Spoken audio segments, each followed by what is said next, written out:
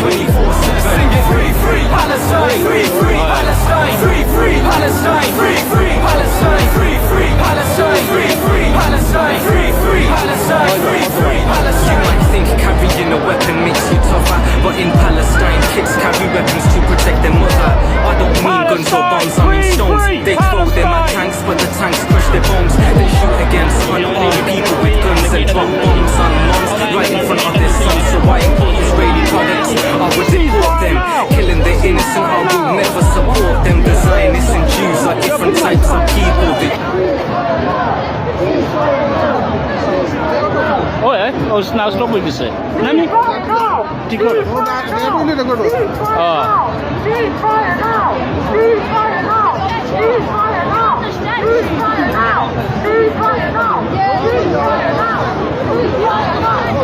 Oh yeah.